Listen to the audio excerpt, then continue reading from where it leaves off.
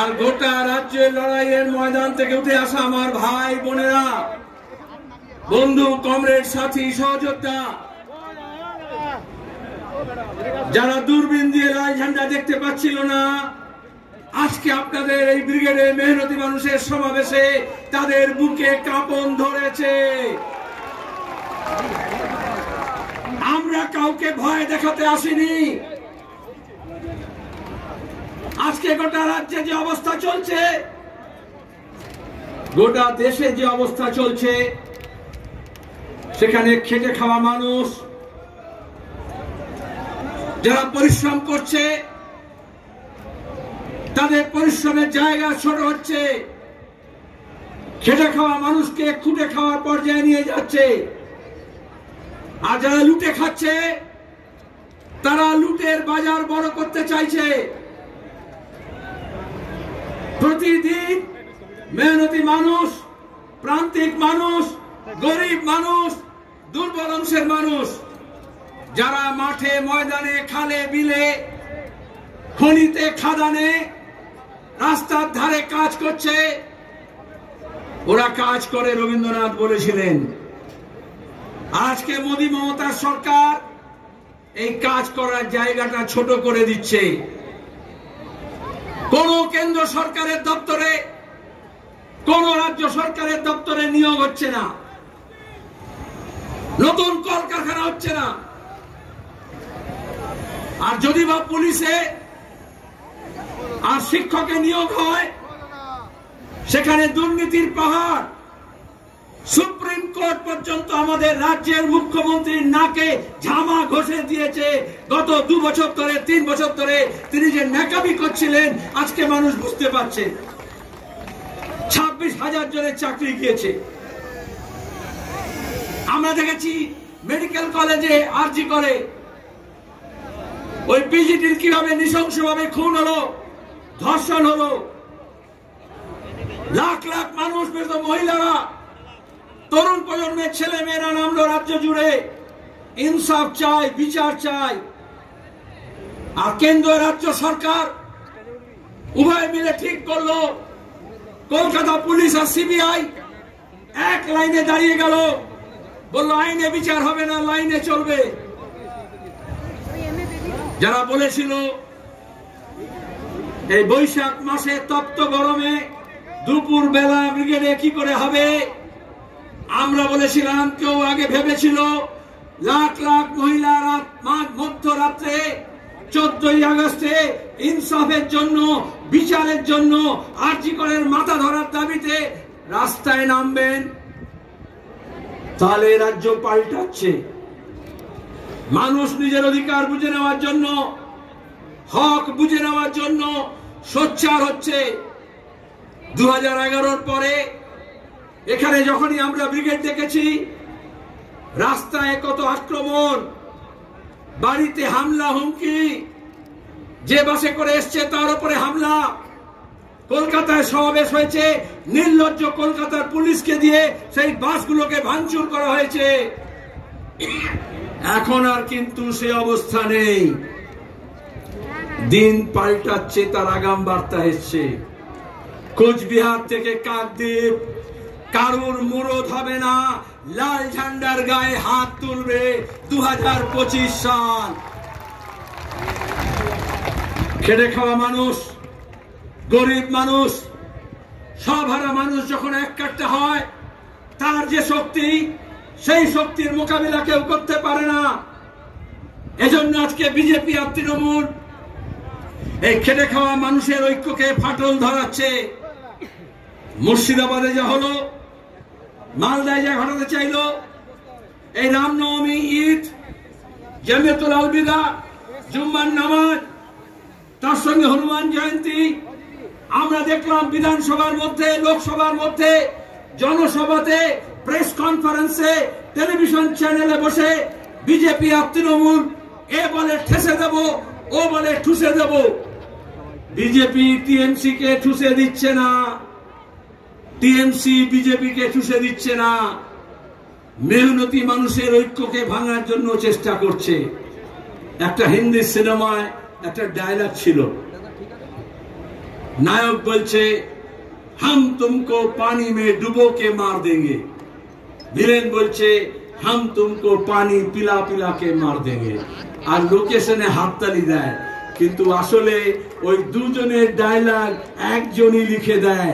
ওইভাবে বিজেপি আর তৃণমূলের যে নেতারা একে অপরকে বিরুদ্ধে প্রতিদিন গালাগাল দিচ্ছে,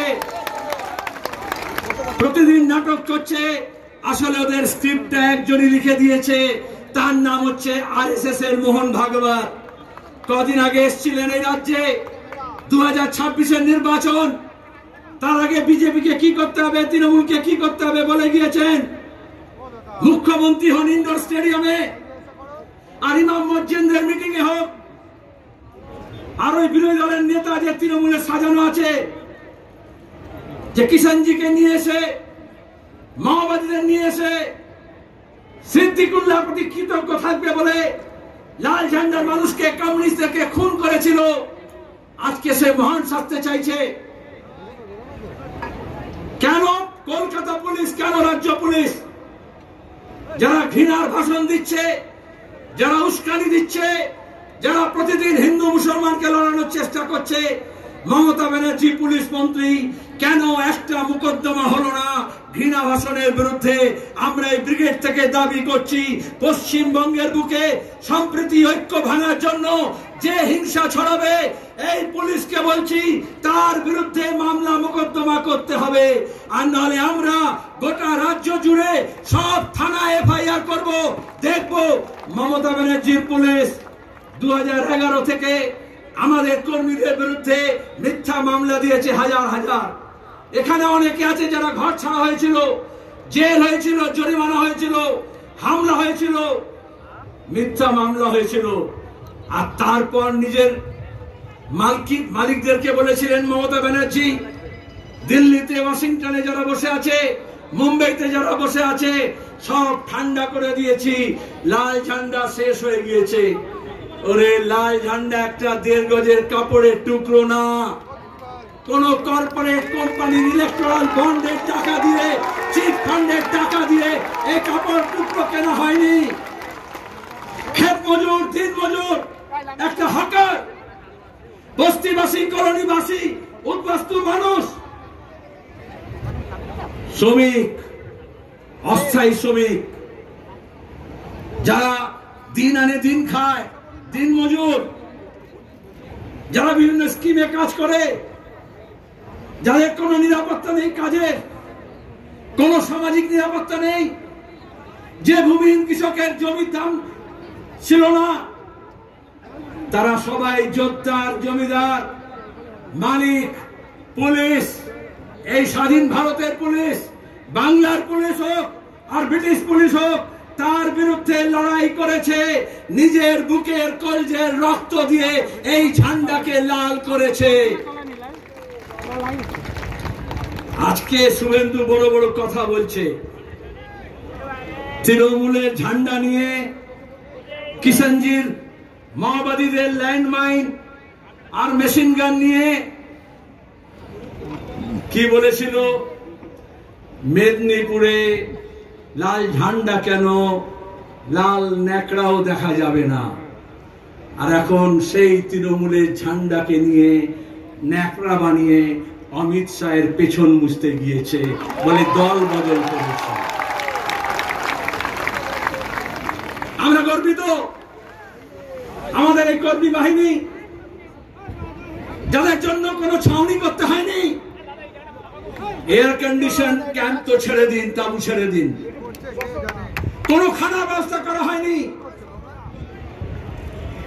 এই প্রচন্ড রোদে দুপুর বেলা কি করে এসে বসবে লাখ লাখ মানুষ, মিডিয়ায় নিয়ে গবেষণা করছিল। এই বাংলার দিশা পাল্টাতে, দশা পাল্টাতে আজকে আমাদের প্রকৃতিও সহায়, আজকে এত তপ্ত রোদ হয়নি, মেঘের চাদরে মুড়ে দেওয়া হয়েছে। কেন আমরা এসেছি? আমরা লড়াইয়ের বার্তা দিতে এসেছি।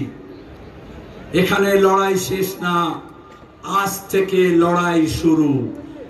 মানুষের যে দুর্দশা আজকেও দেখেছেন, খড়গপুরের রেসপি মেটালিক্স, যা তৃণমূলের নেতাদের তোলা দিয়ে কারবার চালায় আর জমি দখল করে। সেখানে দাঁড়িয়ে ধসে 3 জন শ্রমিকের মৃত্যু হয়েছে। আমি সেদিন গিয়েছিলাম মুর্শিদাবাদের শামসেরগঞ্জে সুধীর সাজুর মোড়ে, কোথাও পুলিশের গুলিতে আর কোথাও দাঙ্গাবাজ হামলাকারীদের বিরুদ্ধে আক্রমণে যে মানুষ মারা গেল তাদের কাছে গিয়েছিলাম ঐক্যের বার্তা নিয়ে, সম্প্রীতির বার্তা নিয়ে। আমরা এখানে যখন মিটিং করছি, আক্রান্ত আমরা প্রতিনিধিরা যে অম্বিকেশ মহাপাত্র কার্টুন ফরওয়ার্ড করেছিল সত্যজিৎ রায়ের বার্তা, তাকে তৃণমূল হামলা করেছিল, পুলিশ মামলা করেছিল, জেল দিয়েছিল। তার নেতৃত্বে আমাদের প্রতিনিধি দল, এখন আমরা আক্রান্ত। তারা ওই মনিন্দ্র বর্মন লোকগীতি গায়, ভাওয়াইয়া সঙ্গীত, এই শিক্ষক নিয়োগের দুর্নীতি, আজ 26,000-এর চাকরি গিয়েছে তার জন্য গান বেঁধেছিল, গান লিখেছিল। স্বভাব কবি, সব সময় গান লেখে, গান গায়, লোকশিল্পী বলতে পারেন, গ্রাম্য শিল্পী বলতে পারেন। গান আপলোড করার পরে পুলিশ তার বিরুদ্ধে মামলা রুজু করেছে, তাকে তোরা হামলা করেছে, সে এখন ঘর ছাড়া। যারা আমাদের ঘর ছাড়া করছে, আন্দোলনকারীদের ছাড়া করছে, আমরা শপথ নিচ্ছি তাদেরকে আমরা রাজ্য ছাড়া করে ছাড়ব।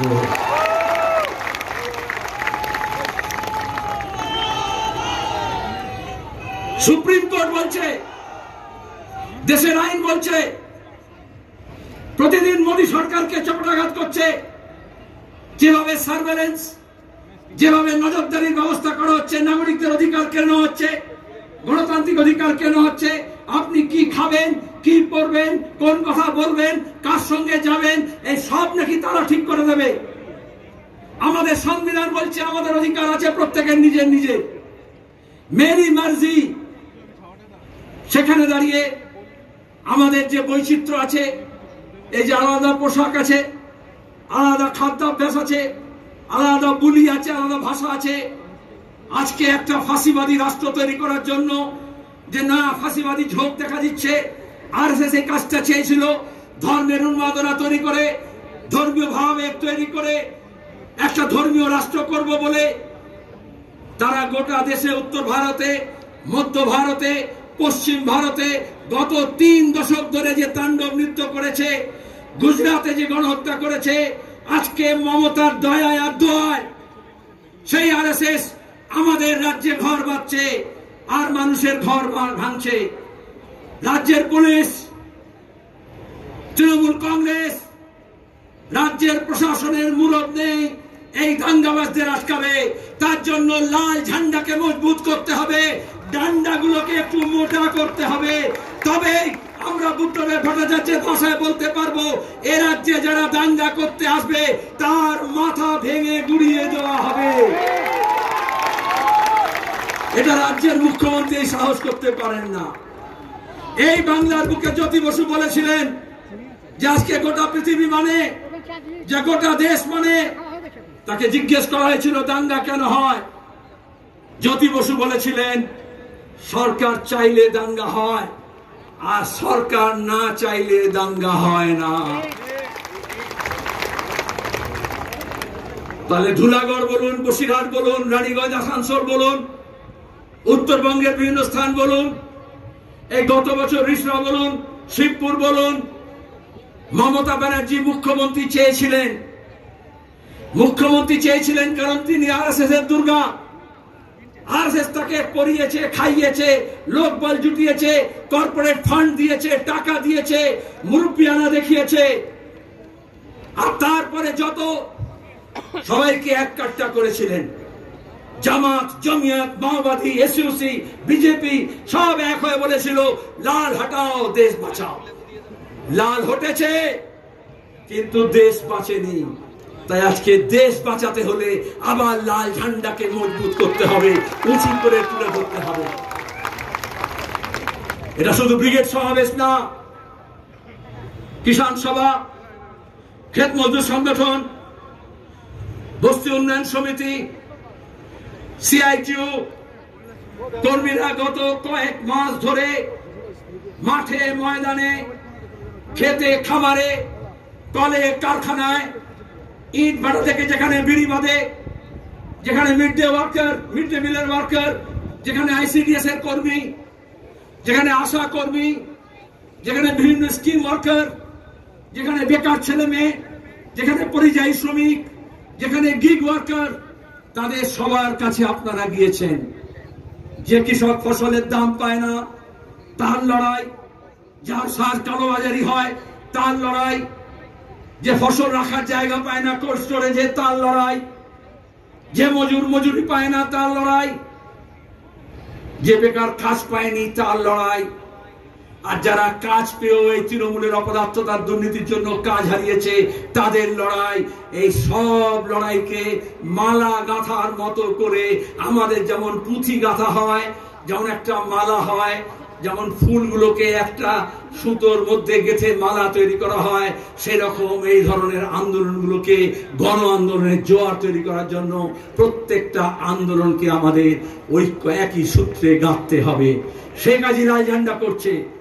এজন্য বিজেপি আর তৃণমূলের দুজনেই প্রতিদিন দেখবেন, যারা বলেছিল সিপিএম শেষ, লাল ঝান্ডা শেষ, বিজেপি বলছে ওখানে সিপিএম আছে, লাল ঝান্ডা আছে, বিজেপি বলছে ওখানে সিপিএম আছে, লাল ঝান্ডা আছে। আমরা বলছি হ্যাঁ আমরা আছি, কারোর দয়ায় আমরা বেঁচে নেই। আত পেটা খেয়ে না খেয়ে ঘর ছাড়া হয়েও আমার কর্মীরা লাল ঝান্ডা ছাড়েনি, ছাড়বে না।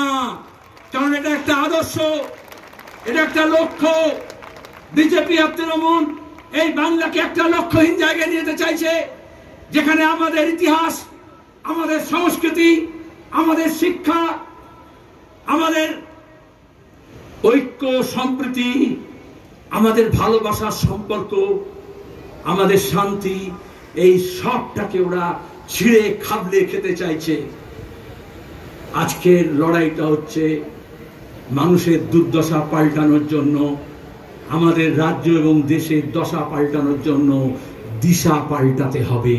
আর সেই দিশা, নতুন দিশার জন্য আমরা এখানে জড়ো হয়েছি। আর যখন সংকট হয়, যখন সমস্যা হয়, যখন বিপদ আসে, এমনকি যদি আপনি একটা রাস্তা দিয়ে হেঁটেও যান, যদি অ্যাক্সিডেন্ট হওয়ার ভয় থাকে তাহলে বলা হয় একটু বাঁ দিকে চেপে যান, বাঁ দিকে ধরুন। আজকে এই রাজ্যকে, এই দেশকে বাঁচাতে হলে একটু বাম পথ ধরতে হবে। সেজন্য আমরা বলছি শুধু আমরা না, যে চারটি সংগঠন আজকে এখানে এসছে তারা না, আমাদের সঙ্গে অনেক সংগঠন যোগাযোগ করেছে। আপনারা সিআইটিউ, অল ইন্ডিয়া কিষাণ সভা, all India agriculture workers union, বস্তি উন্নয়ন সমিতি, চারটে সংগঠনের ডাক দিয়েছেন। আমরাও তো আসতে চাই। অনেকে দেখেছেন এখানে এসছেনও। আমরা বলেছি সবাই আসুন। সবাই আসলে ব্রিগেডের স্থান সংকুলান হবে না, রাজ্য জুড়ে ব্রিগেড গড়ে উঠবে। আর সেই ব্রিগেডে আপনাদের সবাইকে আমন্ত্রণ জানাচ্ছি। যারা বিজেপির টাকা খাবে না, যারা তৃণমূলের ভয় পাবে না, তাদের সবাইকে নিয়ে আমরা 26-এর লড়াই লড়ব। বন্যা টুডুর কাছে শুনেছেন আপনারা, লড়াইয়ের ময়দান থেকে উঠে এসছে। আমাদের নেতা নেত্রী টালিগঞ্জের আর বলিউডের স্টুডিও থেকে উঠে আসে না। জমির লড়াই, যাদের পাট্টা ছিল পাট্টা কেড়ে নিয়েছে, তাদের লড়াই করে নাকে হ্যাঁ করে নাক খত দিয়ে এই প্রশাসনের জমির লড়াইতে, নিজের ভূমিতে কৃষকরা তার নিজের অধিকার প্রতিষ্ঠা করেছে, তার প্রতিনিধিত্ব করতে এসছে। সে কি বলেছে ক্রিকেটের ভাষায়? আমি খুব বেশি ক্রিকেটের ব্যবহার করি না। বলেছে উইকেট ফেলে দেবো 26-এ। আর আপনারা শুধু বললে হবে যারা পেছনে আছে, কি উইকেট ফেলবেন তো? তার জন্য আমি একটু ফুটবল বেশি ভালোবাসি। ফুটবলে হচ্ছে একটু নেমে খেলতে হয়, আমাদের সবাইকে একটু নেমে খেলতে হবে। কি রাজি তো? নেমে খেলবো, যাতে এই চোর জোচ্চোর দুর্নীতিবাজকে 14 তলা থেকে টেনে হিচড়ে আমরা মাটিতে নামাতে পারি, সেই শপথ আমাদের নিতে হবে। আর যারা মনে করছে ছুট বুট পরে গভর্নর সাহেব ঠিক করবেন, আমরা বলি এই গরিব মানুষের লড়াই কোন লাট বেলাট লড়তে পারবে না। গরিবের লড়াই গরিবকে লড়তে হবে, বাংলার লড়াই বাংলার মানুষ লড়বে। আমরা যদি জাত পাত ধর্ম বর্ণ হিন্দু মুসলমান মন্দির মসজিদের নামে না ভাগ হই, তাহলে এই বাংলার এই শক্তি আছে। 190 বছর ইংরেজের শাসনের বিরুদ্ধে লড়াই হয়েছে, ফাঁসি হয়েছে, জেল হয়েছে, আন্দামানের সেলুলার জেলের নাম লেখা আছে। তারপরে বেরিয়ে এসে লাল ঝান্ডাকে মজবুত করেছে, দেশ স্বাধীন হয়েছে। তারপরে আমরা লড়েছি, খাদ্য আন্দোলন হয়েছে, জমির লড়াই হয়েছে, সেচের জলের জন্য লড়াই হয়েছে, মজুরির জন্য লড়াই হয়েছে, নতুন কলকারখানা তৈরির লড়াই হয়েছে, বন্ধ কারখানা খোলার লড়াই হয়েছে। সেই লড়াই আমরা সবাই এক কাট্টা ছিলাম। আমরা লড়াই চাই, আমরা লড়াইকে ভয় পাই না। আমরা বলি এ লড়াই লড়তে হবে, আমরা বলি এ লড়াই বাঁচার লড়াই, বাঁচার জন্য প্রতি মুহূর্তে লড়াই করতে হয়। কিন্তু সেই লড়াইটা মন্দির আর মসজিদকে ঘিরে নয়, সেই লড়াইটা হিন্দুর বিরুদ্ধে মুসলমানের না, মুসলমানের বিরুদ্ধে হিন্দুর না। ধর্মের নামে যারা বেসাতি করে, বাংলাদেশের দিকে তাকিয়ে দেখুন, গণপ্রজাতন্ত্রী স্বাধীন সার্বভৌম ধর্মনিরপেক্ষ বাংলাদেশ, সেখানে সংখ্যালঘু অত্যাচার হলো কেন হলো? যারা এখানে মরা কান্দি কাঁদছিল, কুমিরের কান্না কাঁদছিল বাংলাদেশের সংখ্যালঘু নির্যাতনের প্রশ্নে, তাদেরকে জিজ্ঞেস করে কি হলো? শব্দম ফুরিয়ে গেল। ইউনূস আর মোদির মধ্যে বৈঠক হলো, আর এখানে সব লেজ তুলে যে হনুমানের দল লাফাচ্ছিল, এখন দু পায়ের পেছনে লেজ গুটিয়ে দিয়ে এখন কি বলছে? এখন মুর্শিদাবাদ দেখাচ্ছে। আমরা মুর্শিদাবাদকে বাংলাদেশের মতো সংখ্যালঘু নিধনের জায়গা হতে দিতে পারি না। কমিউনিস্টদের শরীরে এক বিন্দু রক্ত যতক্ষণ থাকবে, আমরা এই দাঙ্গাবাজদের বিরুদ্ধে লড়ে যাব, এই শপথ আমাদের নিতে হবে। আমাদের লড়াই হচ্ছে শিক্ষার জন্য, আমাদের লড়াই হচ্ছে স্বাস্থ্যের জন্য, আমাদের লড়াই হচ্ছে কাজের জন্য, আমাদের লড়াই হচ্ছে আমাদের মা বোনেদের ইজ্জত রক্ষার জন্য, আমাদের লড়াই হচ্ছে মানুষের সঙ্গে মানুষের সম্পৃক্তি গড়ে তোলার জন্য। এই বাংলাকে আমাদের পূর্বপুরুষরা তিল তিল করে গড়ে তুলেছে। এই বিজেপি তৃণমূলের হাতে এই বাংলাকে আমরা সর্বনাশ করতে দেব না। এই শপথ নিয়ে আমাদের ফিরে যেতে হবে। আচ্ছা, সরকারের কাজ কি? ট্রাম চালাবে, ট্রেন চালাবে, গণপরিবহন চালাবে, রেল চালাবে, প্লেন চালাবে, এয়ারপোর্ট চালাবে, বন্দর চালাবে, রেল স্টেশন চালাবে, পোস্ট অফিস চালাবে, ব্যাংক চালাবে। মোদী সরকার বলছে ওইসব আদানি আম্বানি চালাবে। বলে তুমি কি চালাবে? বলে আমি মন্দির চালাবো, আমি মন্দির বানাবো, আর নাহলে আমি ওয়াকফ বোর্ড চালাবো, আমি ওয়াকফ সম্পত্তি রক্ষণাবেক্ষণ করবো। আরে বাবা, যখন ভোট চেয়েছিলে তোমার ম্যানিফেস্টোতে কথা বলেছিলে, তখন তো বলেছিলে সবকা সাথ সবকা বিকাশ, আর এখন হচ্ছে ধরে ধরে সবকা বিনাশ। ওয়াকফ আইন যে পাল্টালো, আজকে সুপ্রিম কোর্টও বলেছে, প্রাথমিক কথা বলেছে, ইন্টারিম কথা বলেছে, যে কথা আমরা বলছিলাম, আমাদের সংবিধানে সব ধর্ম, সব জনগোষ্ঠীর নিজস্ব মত অনুযায়ী, বিশ্বাস অনুযায়ী তাদের অধিকার আছে, সেটাকে পালন করা, সংগঠন গড়ে তোলা, প্রতিষ্ঠান গড়ে তোলা, তাকে চালানো।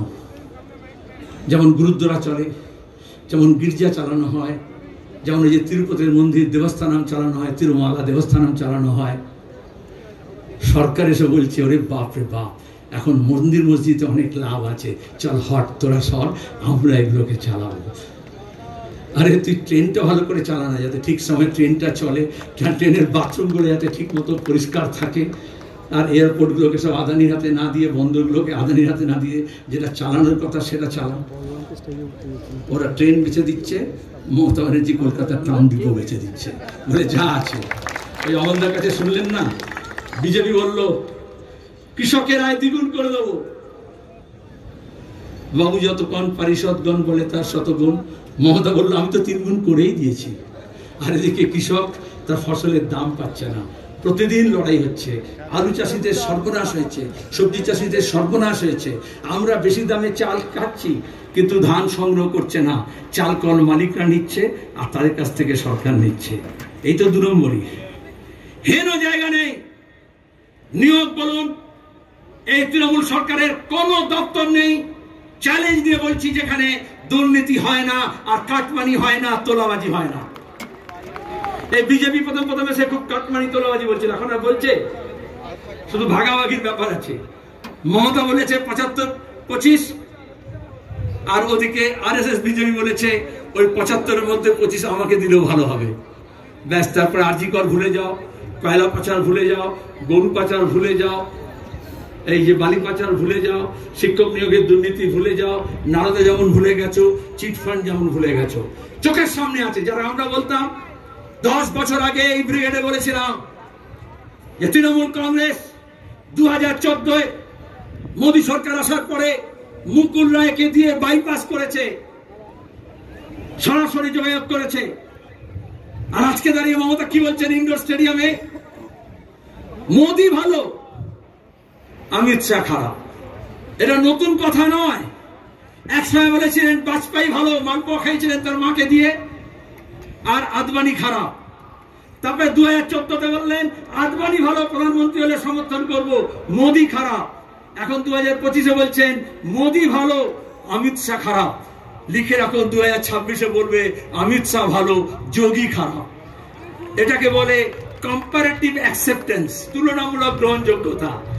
তাহলে একজনকে খারাপ বলছেন সেটা নয়, অন্যজনকে বার্তা দিচ্ছেন মোর নাম এই বলে খ্যাত হোক, আমি তোমাদেরই লোক।